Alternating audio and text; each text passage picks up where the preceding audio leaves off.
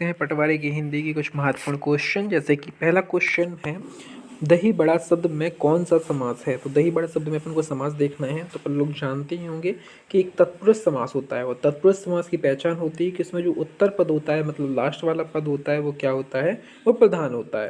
तो यहाँ देखेंगे दही बड़ा में बड़ा शब्द प्रधान है कि बड़ा किस चीज़ का है, दही का है। तो इस प्रकार से जो है यहाँ पर अपना तत्पुरुष समास हो जाएगा। दही में बड़ा है, इस प्रकार से सप्तमी तत्पुरुष अपना आ जाएगा। ठीक है, तो इस प्रकार से अपना सही आंसर फर्स्ट वाला हो जाएगा।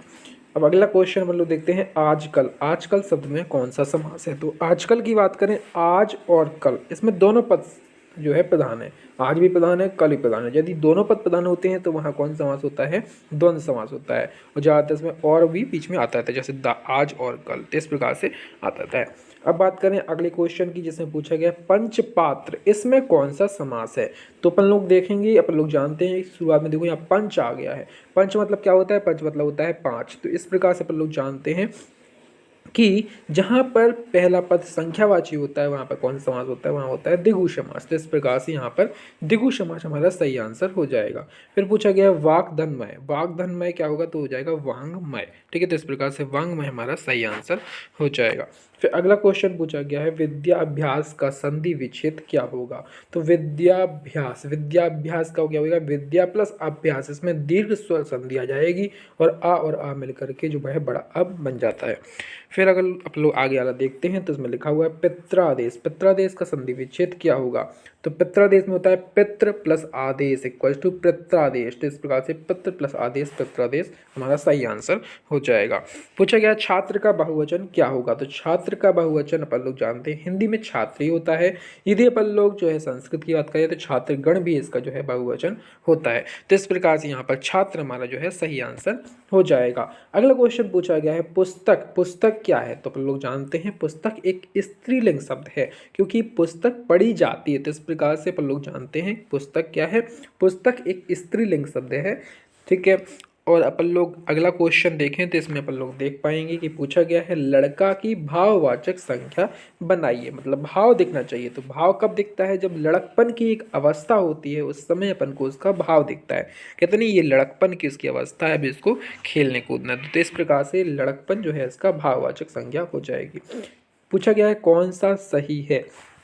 सही है पूछा गया तो अपन लोगों को देखना है, डा और डाकू वर्णमाला में स्थान प्राप्त है, बिल्कुल प्राप्त नहीं है। देवनागरी में है बट इसे स्थान प्राप्त नहीं है। कहा गया है पहला और तीसरा वर्ण महाप्राण होता है, बिल्कुल भी नहीं होता है। पहला और तीसरा जो होता है वो होता है अल्प प्राण, और दूसरा और चौथा जो होता है वो होता है महाप्राण। इस प्रकार से ये भी हमारा गलत हो जाएगा। कहा गया है या रा लावा ऊष्म वर्ण हैं, ये ऊष्म वर्ण नहीं है। ऊष्म वर्ण होते हैं शा शा शाहा, जिनमें ऊष्मा निकलती है, बोलने पर घर्षण होता है, वो होते हैं हमारे ऊष्म वर्ण। तो इस प्रकार से ये भी आंसर गलत हो जाएगा। चा छा जा झा, ये क्या है, स्पर्शी व्यंजन है। तो हाँ, ये अपना सही है, क्योंकि स्पर्शी व्यंजन क्या होते हैं, जितने भी अपने का सी का खा गा इंगा हो गया, चा चा जा इया हो गया, टा टा डा अड़ा हो गया, ता ता दा ना हो गया, और पापा बाबा माँ हो गया। इस प्रकार से ये सारे क्या हैं, स्पर्शी व्यंजन कहलाते हैं। ठीक है, तो इस प्रकार से हमारा ये सही आंसर हो जाएगा। फिर अपन लोग देखते हैं अगला क्वेश्चन पूछा गया है, निम्नलिखित में से कौन सा सही शब्द है। इनमें से सही शब्द कौन सा लिखा हुआ है। तो इनमें लिखा हुआ है बा वाला जो है वो परीक्षा लिखा हुआ है, ये अपना सही है। इस प्रकार से परीक्षा को लिखा जाता है। तो इस प्रकार से हमारा सेकंड ऑप्शन परीक्षा वाला सही हो जाएगा। कहा गया है फिर से कौन सा सही है। तो अपन जानते हैं पुरुष जो लिखा हुआ है, तो पुरुष इसी प्रकार से लिखा जाता है, तो ये पुरुष भी हमारा सही हो जाएगा। फिर कहा गया है भाषा का आरंभ किससे होता है। तो हम सभी जानते हैं भाषा का आरंभ ध्वनि से होता है। भाषा की सार्थक इकाई ध्वनि होती है, और लिखित इकाई की बात करें तो वो अक्षर से स्टार्टिंग होती है। तो इस प्रकार से भाषा का आरंभ ध्वनि से होता है। भाषा के प्रमुख अवयव की बात करें तो भाषा के प्रमुख अवयव जो होते हैं वर्ण, वर्ण से मिलकर के शब्द बनते हैं, शब्द से मिलकर के पद बनते हैं, और कई पद जब आपस में मिल जाते हैं तो एक वाक्य बना लेते हैं। इस प्रकार से फर्स्ट ऑप्शन हमारा सही हो जाएगा। कहा गया है भाषा की सार्थक एवं लघुत्तम इकाई कौन सी है। तो देखो, सार्थक और लघुत्तम इकाई ध्वनि ही आपको बताया यदि लिखित पूछेगा तो अपना अच्छा रहेगा, अभी तक तो अपने ध्वनि ही चलेगा। तो इस प्रकार से ध्वनि हमारा सही आंसर हो जाएगा।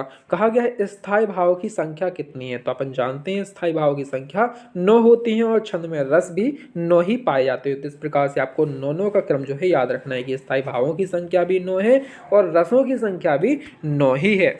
अगला क्वेश्चन यदि देखा जाए तो पूछा गया है काव्य के आस्वादन से जो आनंद की अनुभूति होती है, जो आनंद प्राप्त होता है, उसे क्या कहा जाता है। तो उसको हम लोग क्या कहते हैं, रस कहते हैं। काव्य के आस्वादन से जो भी हमें आनंद की प्राप्ति होती है उसे क्या कहते हैं, उसे रस कहते हैं। अगला क्वेश्चन यदि अपन लोग देखें तो पूछा गया है सही अलंकार की पहचान कीजिए। तो इसमें कौन सा अलंकार है, मतलब आपको ये बताना है। देखो लिखा है नदियां जिसकी यसा धरासी बहती हैं अब भी निशिवासर। तो इसमें अपन लोग देखेंगे इसमें उपमा की गई है, नदियों की उपमा की गई है, इसलिए इसमें कौन सा हो जाएगा, उपमा अलंकार हो जाएगा। तो द ऑप्शन हमारा सही हो जाएगा।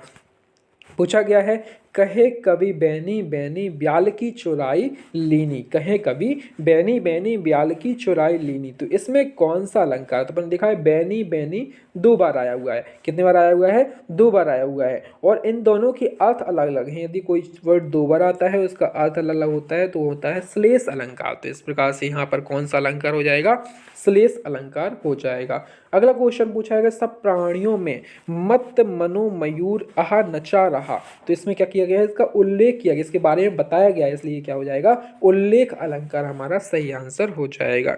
क्वेश्चन पूछा गया है अपहरण शब्द में कौन सा उपसर्ग है। उपसर्ग क्या कहलाता है, जो शुरुआत में जोड़े जाते हैं, जो किसी वर्ड के शुरुआत में जोड़ दें और एक विकार उत्पन्न करें, मतलब कोई दूसरा अर्थ निकालने लगे, तो वो क्या कहलाते हैं, उपसर्ग कहलाते हैं। और जो लास्ट में किसी शब्द के जोड़ते हैं और फिर उसका अर्थ कोई निकालते हैं तो वो क्या कहलाते हैं, प्रत्यय निकालते हैं। तो यहाँ अपन को बताना है कि शुरुआत में ऐसा कौन सा वर्ड जुड़ा है इसमें। तो अपन लोगों को देखना है, देखो अपहरण में अप जुड़ गया है तो क्या बन गया है, अपहरण बन गया है। तो इस प्रकार से अब क्या हो जाएगा, हमारा सही आंसर हो जाएगा। अगला क्वेश्चन पूछा गया है आरोहण शब्द में कौन सा उपसर्ग है। तो आरोहण में यदि हम देखते हैं तो आरोहण में बड़ा आ जोड़ा है, रोहण में आ जोड़ दिया है तो आरोहण बन गया है। इस प्रकार से हमारा आ जो है वो सही आंसर हो जाएगा। देखो पूछा गया है दुष्परिणाम शब्द में कौन सा उपसर्ग है। देखो परिणाम में दुष् जोड़ दिया गया है, क्या जोड़ दिया गया है, दुष् जोड़ दिया गया है परिणाम में, तो हमारा बन गया है दुष्परिणाम। तो इस प्रकार से दुष् हमारा सही आंसर हो जाएगा।